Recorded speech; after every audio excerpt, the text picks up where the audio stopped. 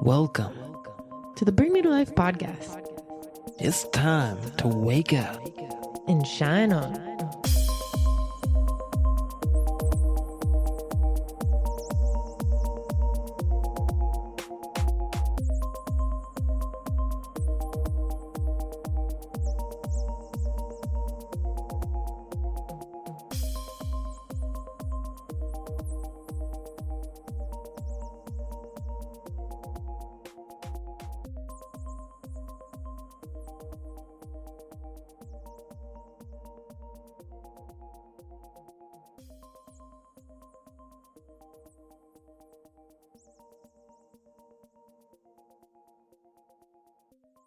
Hello, everyone. Thank you for tuning in here to the Bring Me to Life podcast.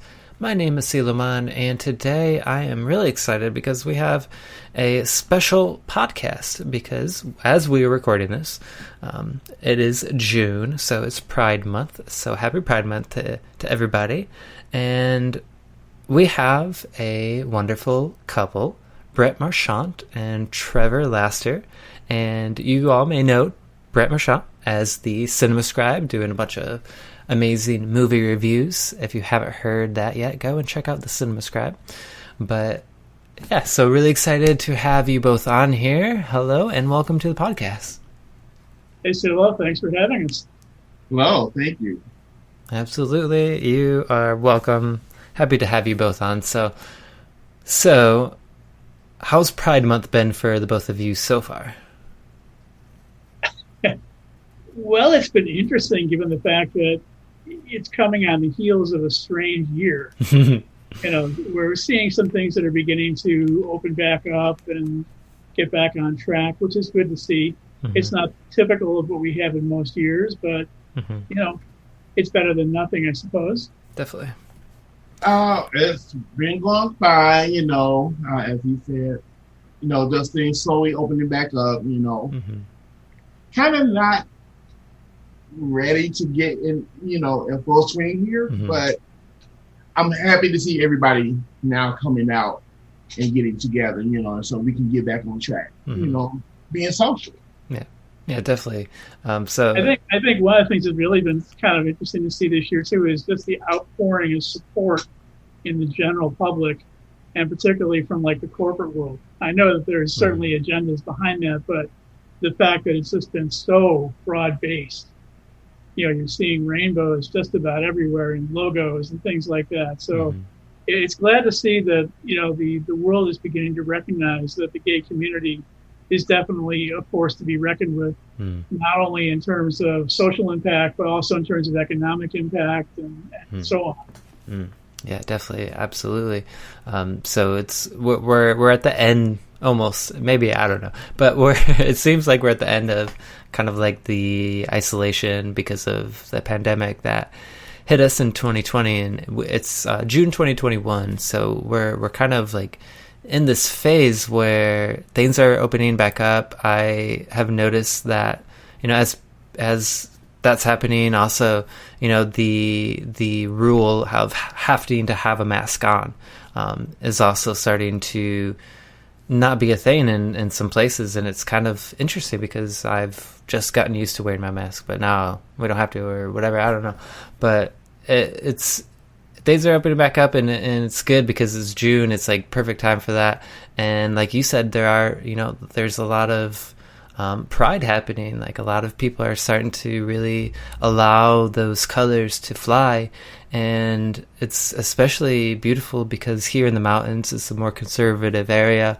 There's old ways of thinking, and it's not the right way of thinking in my perspective. But we are starting to see rainbow flags pop up. I think we've had Pride for 2 or 3 years now. And it's so cool because you wouldn't think in some conservative mountain town there would be so much support and a giant community of the LGBTQ plus people. So well, there used to be a clothing store here in Chicago many years ago that got its launch with a line of clothing that had the expression "we're everywhere."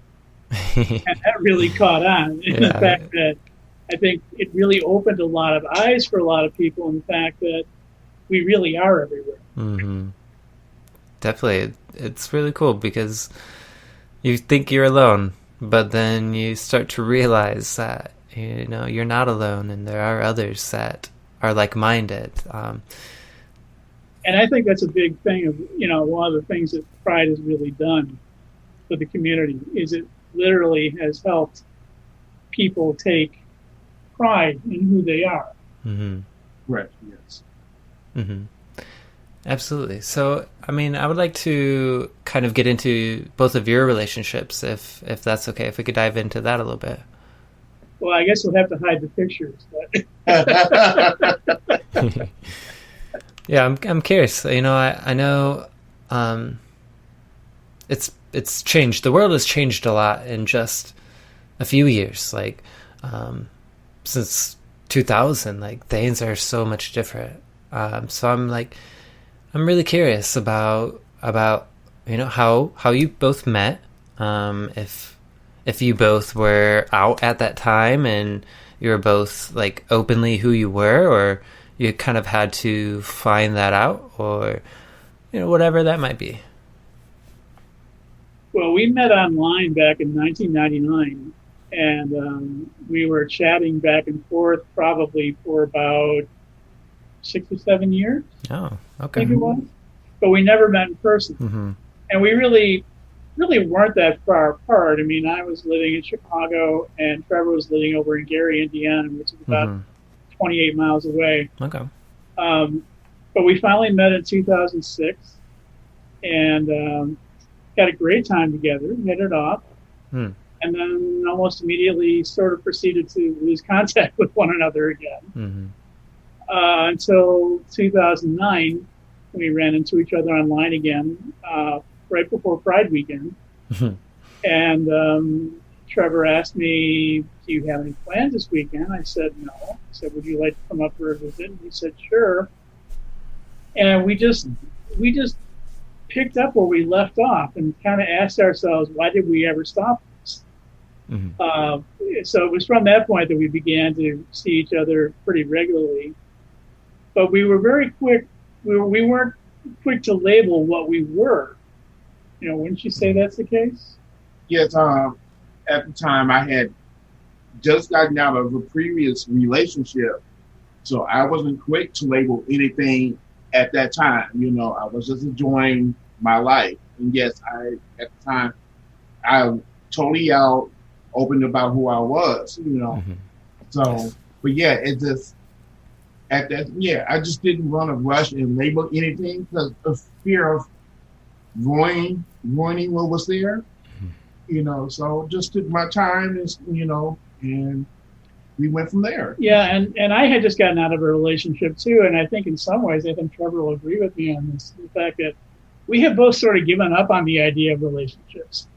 It was sort of like, well, we've had several that haven't worked, and we thought, maybe, we're better off just being single and so forth. And then we ran into each other and things started clicking. And, in the first, say, 6 months or so after we started seeing each other regularly, we were becoming really good friends. And I think that's really what was important to the foundation of the relationship that came along later, is the fact that we grew to be not only partners, but each other's best friends as well. Yes, I do agree with that. At this time, for me personally, I really needed a friendship foundation. Just instead of just running into people and just talking and going from there and you just feeling like strangers, I needed the friendship connection before being able to move forward with anything else. And that's what we provided for each other, and that's what I needed, was the friendship connection.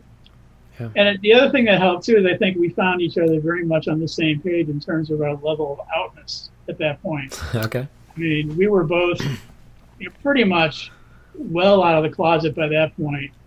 So if that really didn't become an issue as it had, I think maybe in some of our previous relationships where we had partners who were a little more tentative about it, Trevor and I were just kind of at the point where it's sort of like, this is who we are, and if people don't like it, it's just too damn bad. True. Yes. Correct. I like that. I like that a lot. I think it's really important to be who you are, because that's how you find the real people that you're supposed to be with. So, congratulations to both of you on being so brave, because it does take a lot of bravery, to be who you really are. Oh, well, thank you. I mean, and at that point, it still wasn't quite as well accepted as it is now. Yeah. I mean, the tide really turned, I think, with the Supreme Court ruling about, same-sex marriage going legal across the country. That really was a watershed moment, I think, in the movement. So there was, we didn't really have to hide back when we were first getting to know each other well, but you still maybe couldn't be as open as maybe you would like to be in a lot of situations. Right. So are you two married now? No, we're partnered at this point, but you never know what the future brings. Okay. I'm just curious. It'll with Pride Weekend coming up, like I said, that's when we first started seeing each other on a regular basis. So Pride Weekend is also our anniversary weekend. Yay! So, oh wow! Well, congratulations. Thank you. We're celebrating 12 years together as a couple. Pride Weekend coming up. Yeah, 12 years. Like you grow and you evolve a lot in 10 years, and I know what I've been in my relationship for 7 years, and I'm starting to understand what it's like. Thank you, to like evolve with somebody. So, how has that been for the both of you, being in your long-term relationship? Have you both? It sounds like you started out friends, and that's really amazing way to start. How is it now, like as you have been in a partnership now for a while? Excuse me, I can take my part. It has, for me, it's been fantastic for me. Just like any other form of relationship, you have to learn how to grow and and accept the good and the bad. Everything's not going to be perfect. What do you mean? But I'm just in another message so people would know is to realistically, if you're trying to make a relationship work, you have to be there all the time. You can't, you can't separate, oh, well, you think it's going to be just good. That's unrealistic. But our roller coaster ride, for me, at least, has been fantastic because it's helped me grow in many ways. There was other things on my part that I will take an unrealistic approach to, but it got better. So, but now, I wouldn't change it for anything. With so many gay male relationships, they start out really strong and they burn out really fast. So I mean, when you have a gay male couple who's been together like more than 5 years, it's almost like they're celebrating a golden anniversary. They don't typically always last all that long because a lot of guys aren't necessarily willing to put in the work, or they have unrealistic expectations, or they expect that it's going to be some kind of storybook fantasy. And when you start as we did, where you become good friends first, that's really gives you a foundation that you don't necessarily have if you end up like immediately running into each other's arms and hearing, Tchaikovsky playing in the background. It just doesn't work like that, So that's something that I think that has really worked to our benefit. I think another thing that really helps too is the fact that we communicate. And we've seen a lot of other gay male couples where the communication just isn't there, or it's kind of inhibited. And we're honest with each other. We tell each other what we're thinking, how we're feeling, and sometimes it might involve things maybe that either one of us doesn't necessarily want to hear, but at least it's honest. And I Exactly. think the appreciation of the honesty and the integrity really makes a big difference in terms of the quality of the relationship that we've got. And she Mm-hmm. says so. Yeah. Yes, the communication plays a huge part. Hearing other people in their about their relationships, that seems to be the problem. Is they're not open about how they communicate with each other. It's just Mm-hmm. being kind of left out in the Right. void, and it's just like you have to uh, you have to be able to talk to your partner. Like you said, like Brent said, there's things you may not want to hear, but you have to hear it. Yeah. And those are the things, so, to help you grow. You can't sit there and not hear it because things won't ever get better. Right. It is, you don't want to think of your relationship like that as a job, but you have to put in that dedication and work for it to work to make it last so long. That's because I had relationships in the past, and that was the main problem, communication. And so once you have the communication, then you can work through anything. Yeah, and I would agree with Trevor on that too. In some of my past relationships, the communication just wasn't there. And when I would try to open up a dialogue with some of my previous partners, it just didn't happen. And consequently, they failed. Yeah. Now, are both of you really have an easy time talking, or is it something that you had to work at? I think so. I'm a writer, so expressing Here's that myself, plug. expressing myself comes pretty easily. Hmm. And Trevor is an Aries, so communication comes pretty easily to him as well. So, you put those two together, and it makes for a pretty easy dialogue a lot of times. Good. So it probably makes it, a much smoother process, maybe, communicating and talking to each other about all that stuff. Brent is really easy to talk to.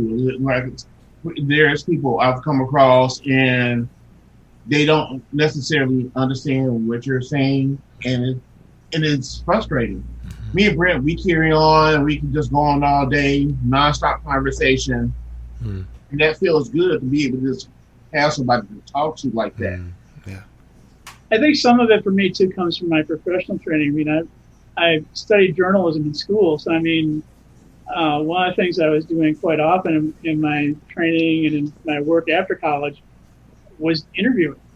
So, and to be an interviewer, you have to be a good listener. You can't be sitting there constantly interrupting the person you're talking to offer your feedback or interject your opinion. You have to listen to them all the way through to hear what they have to say, before you end up either going to the next question or offering your feedback or something like that. And I think that professional skill has translated well, into my personal life. So that's beautiful. Yeah, I've really appreciated working with you these years, and you do a really good job with the Cinema Scribe. It's always really nice. Such a great review, and I'm really encouraging everybody to go listen. I think you have a Pride movie for your last review. Didn't you do something? Yes, I did. My last one was a review of the movie Supernova. Yeah, and that was a perfect offering for Pride Month. Absolutely. Yeah, it's a great great show you have there, and highly encourage everybody to check it out. It's on Spotify and iTunes, and I think probably Google and things like that. And it's really, really awesome. So I'm grateful for the opportunity that you've given me too. Really, I appreciate that a lot. Yeah, absolutely. I love being able to share people with a genuine heart and a genuine soul, and it gives me more purpose in life, being able to do that for people. So that's why I'm excited to have you both here, and I'm kind of curious. it seems like same-sex couples might have a little bit of a different experience in society, probably more even earlier on in our timeline. But what else was like? Did you notice any kind of differences? Like, did you get denied going to any places, or did you get treated any differently by the waitresses, or did you have like any kind of different experience being a same-sex couple? That experience, I think, it's just by chance when somebody gets treated negatively, because when me and Brent, we walk into places and people accept us just automatically. You know, they're somewhere, and then people can just see the connection between us, and it doesn't bother them, and they're not put off by it. Mm-hmm. Yeah, so I mean, as far as our personal experience, we've had complete strangers come up to us and just say they love our connection. Mm-hmm. You know, so and this is from straight, you know, other same-sex partners and so on. Mm-hmm. We've never had. Well, even from straight people. I mean, we've had straight people come up to us out of the blue and say, "You guys have like such a great energy between you." Mm. And I mean, we didn't do anything to encourage that or prompt it. It was just very spontaneous. Mm-hmm. So, you know, that's really been very nice to see. Just never any.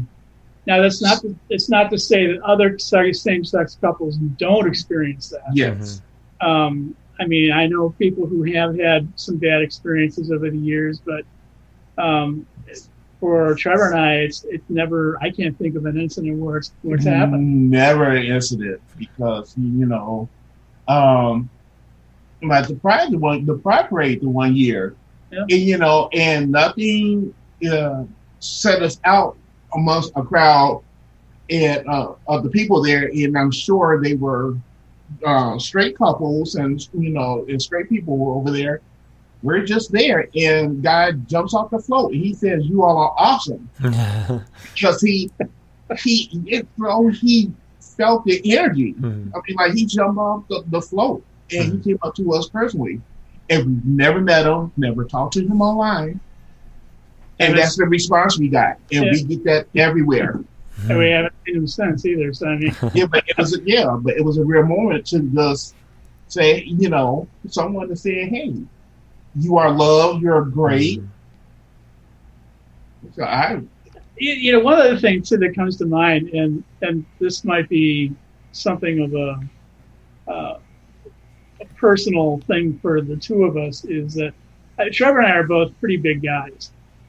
So some people, if they were thinking of saying something negative, would probably be rather intimidated of trying to do it. I hate to say it. I mean, I think back to this meme that circulated around Facebook a couple of years ago, where you saw these two big muscle guys in a parade, you know, walking down the street holding hands, and you know, the caption on it said, "Go ahead, call them," and then they had a word beginning with the letter F. It's a gay expletive that I won't repeat. Mm-hmm. And you know, to a certain degree, I think that kind of applies to us too, because you know, I don't think necessarily people would want a chance confronting two really large men. I've been told I'm always intimidating, so that's what they call it. It's a special ability that you have. Yeah, it's kind of a vibe you send off saying, you know, don't even try it. Right. So I'm also, you know, you do your show, The Cinema Scribe, but you also do it in like a law of attraction or like a conscious creation flavor. So what do you think about the possibility that your thoughts and the vibe that you both put off having something to do with the kind of interactions that you get from the public? I think that has a lot to do with it. I mean, I'm comfortable in my own skin, and I'm not afraid to let people know that. I think Trevor feels the same way. Yeah, I do. You know, so I mean, we're both putting that vibe out, and if anybody, you know, thinks that we're going to be scared by who we are with intimidation or with, you know, insults or threats or anything like that, it just isn't going to happen. So I guess you could think of it as maybe almost like an energy shield surrounding the two of us, that keeps the negative influences away.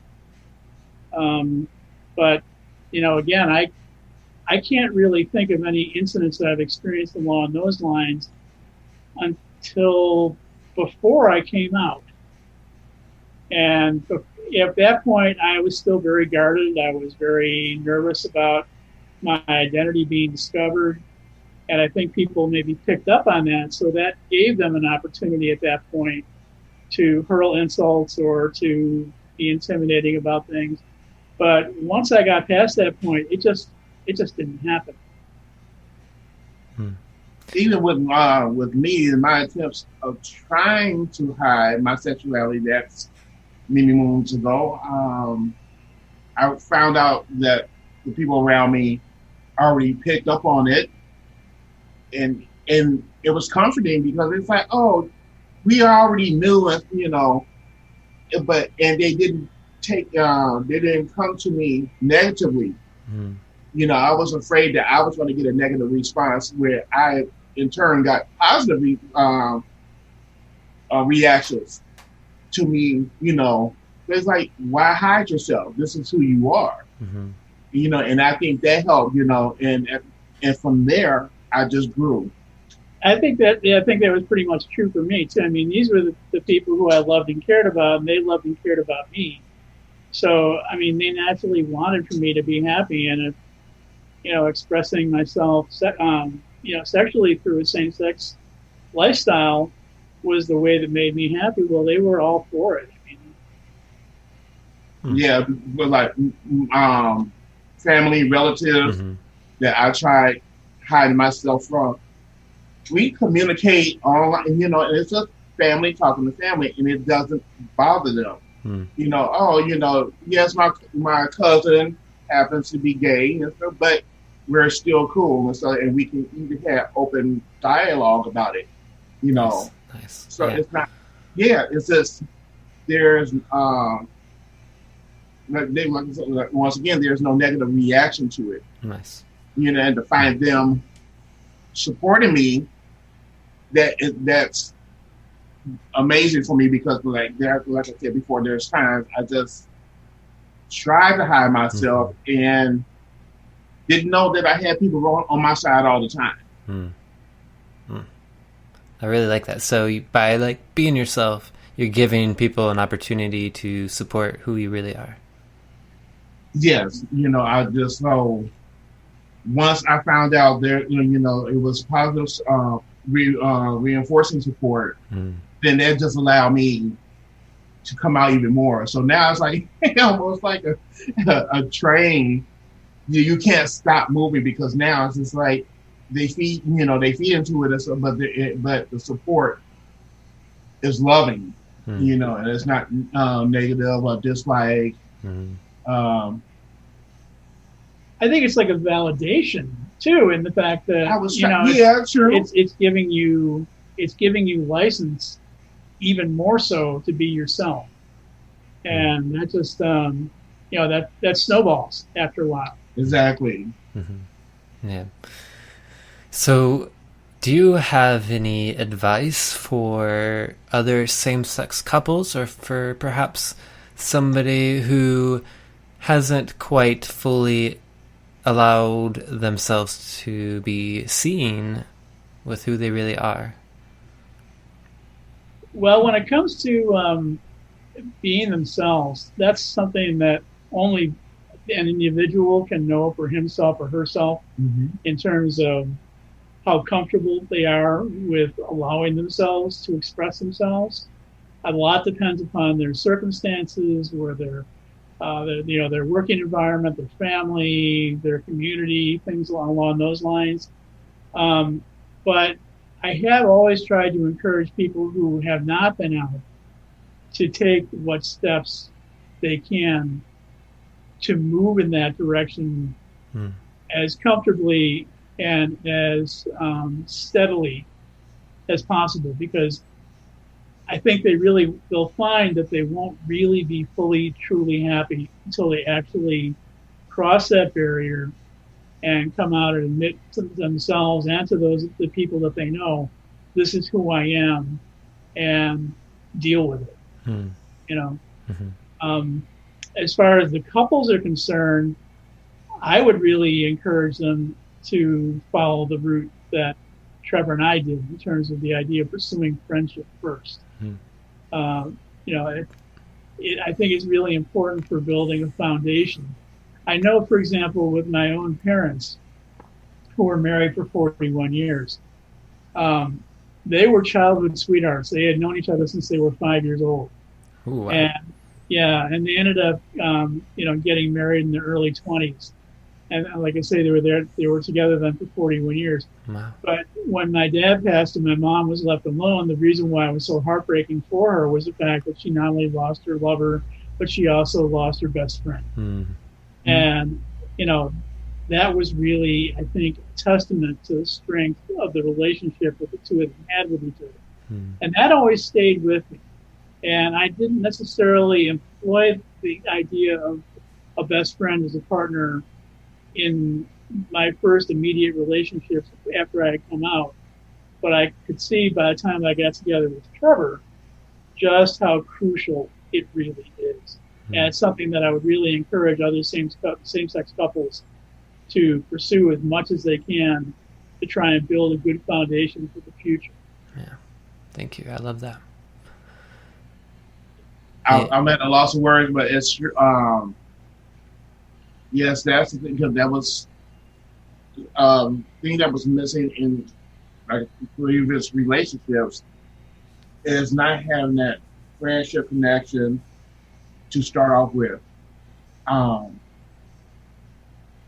Couples need to allow themselves to be each other's friends, you know, to even carry on, and, you know, and do things as friends, even though you're in a relationship.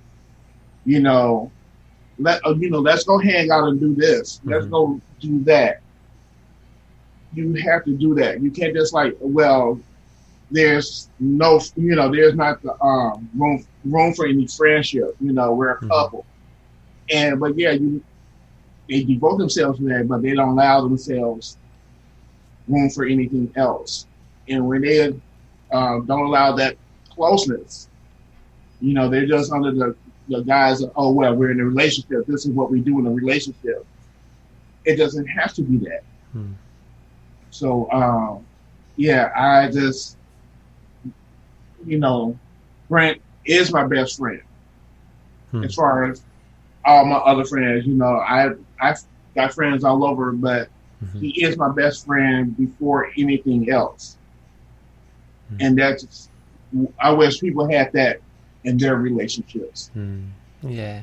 One other thing I would add too is I think that in a lot of cases, particularly with gay male relationships, is it's easy to allow yourself to get bowled over by hormones. True. I mean, you know, guys have a lot of hormones. Yeah.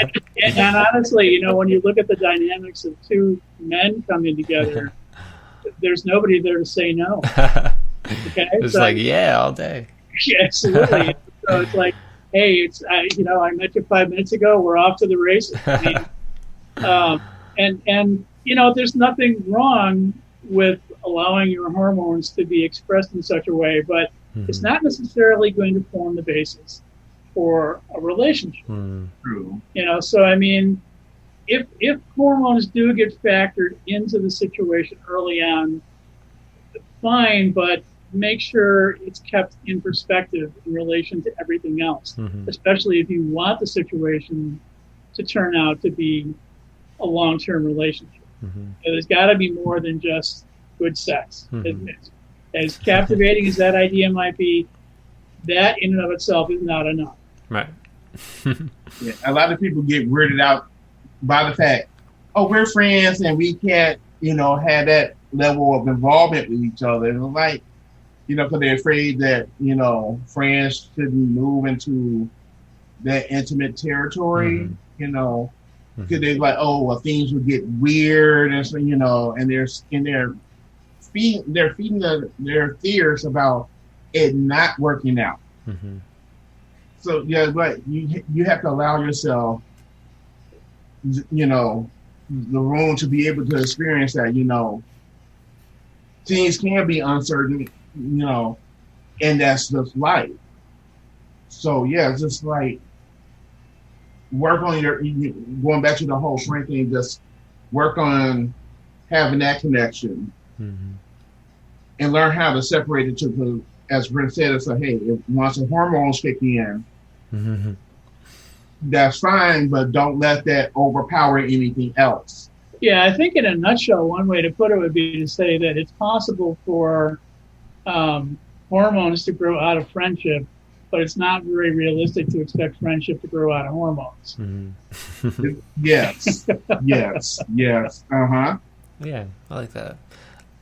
It definitely, yeah, it makes a lot of sense, and I really appreciate it and value all your wisdom here. And so what is one of your, for both of you, one favorite activity that you did with each other as friends? Movies. Honestly, movies. Obviously, with doing the Cinema Scribe and my books and blogs and everything, I mean, movies are a huge part of my life.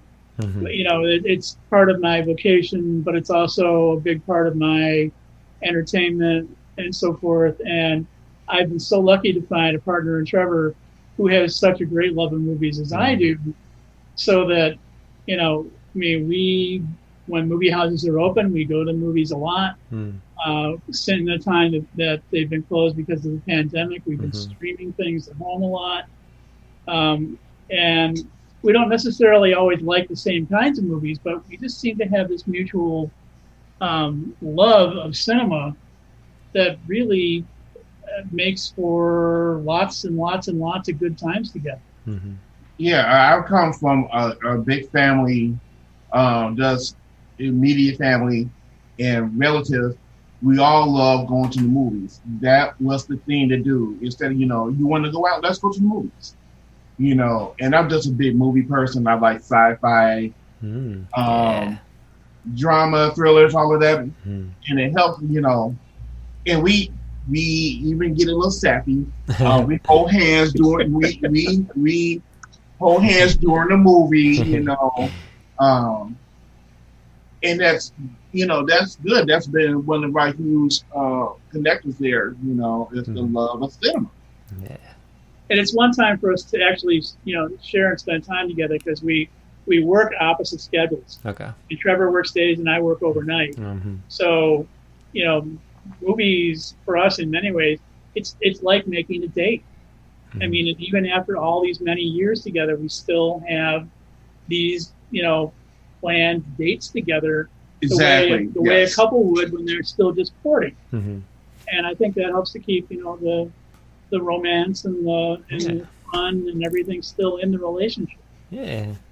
I love it. The key things going, I like the fact, telling somebody, well, me and my partner, we're going out on a date, and like, y'all still date. We're in a relationship, but we do go on dates. Mm-hmm. Yeah.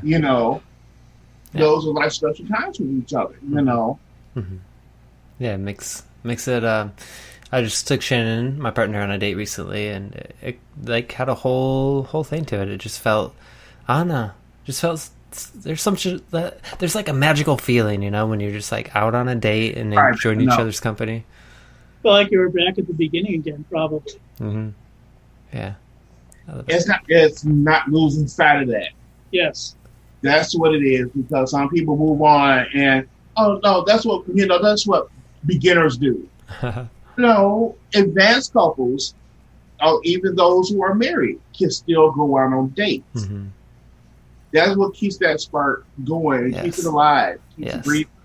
Definitely. And I think one other thing I would add too about as far as a quality for why the relationship has worked as well as it has, is that even though we're best friends, and even though we go on dates and we enjoy each other's time and company and all that sort of thing, we're not joined at the hip. I mean, Trevor has his interests that I don't share. I have my interests that Trevor doesn't share.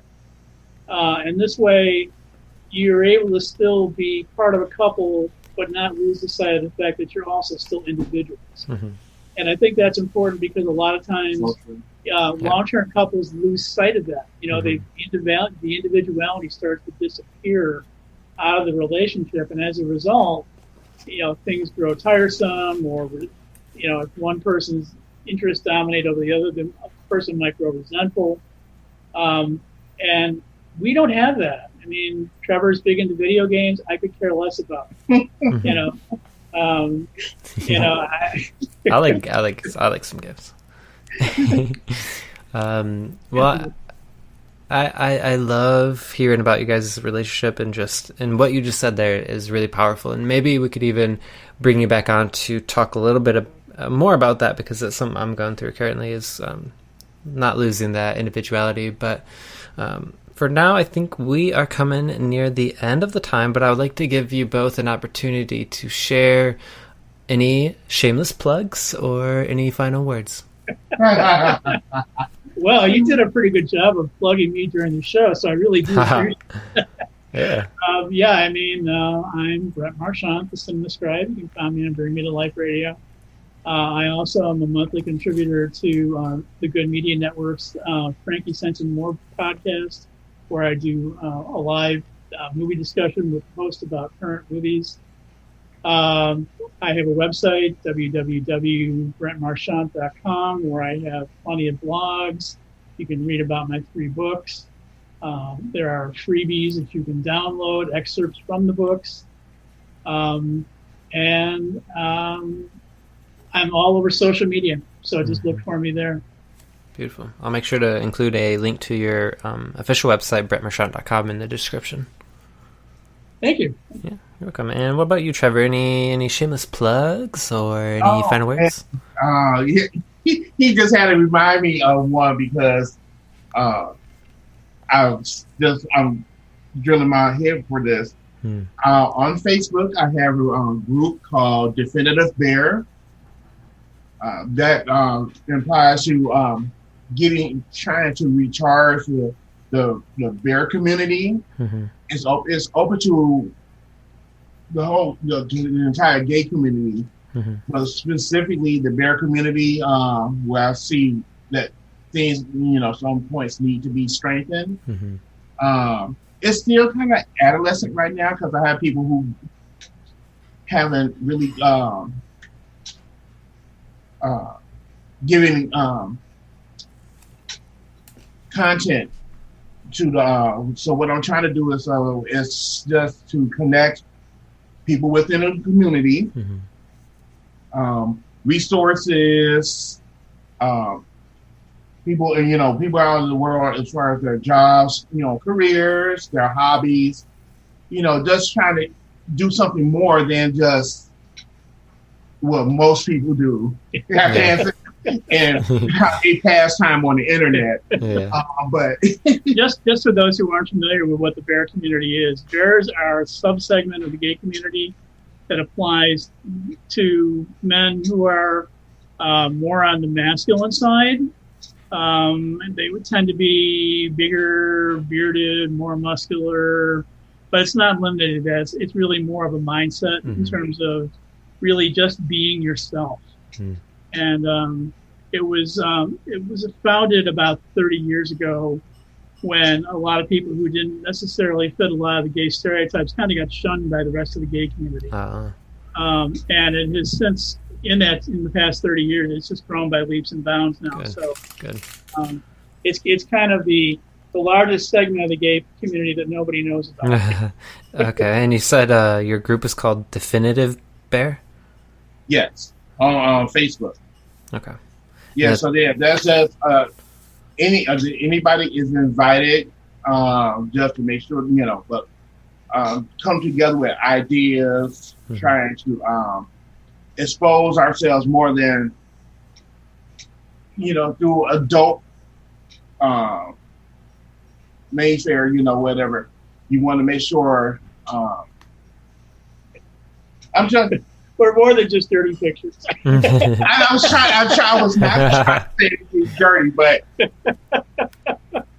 the thing is, to show that we have more value than just dirty pictures. Having people discover who you are, definitely. what you have to offer. Yeah. Anything. If it's media on TV, like things like this, a podcast, that we've been represented, or been showcased at some point, just to bring that all together so people have exposure to it. It's a place for like fair artists to show out their work, where people can it's like art, media, music. Good. Wonderful. All right. So any bears out there, check out Definitive Bear on Facebook. It's a group, right? Yes. Beautiful. Awesome. Well, I really appreciate both of you taking the time out to be here with me today, and I appreciate you both so much. Oh, it's our pleasure. It's my pleasure, yes. Yeah, thanks so much for having us on. We really appreciate it. Definitely. All right, everybody, stay awake. Shine on always.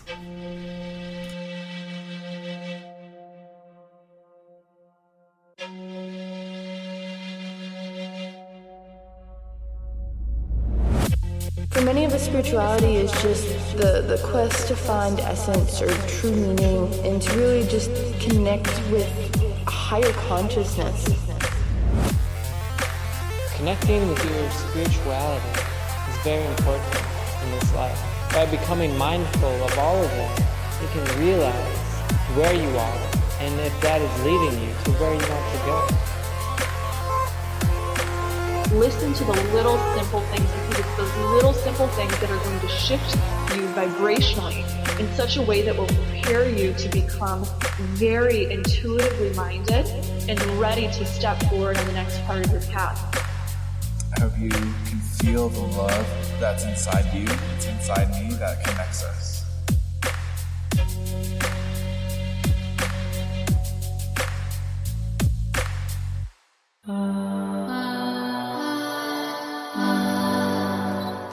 Thanks for shining on with us.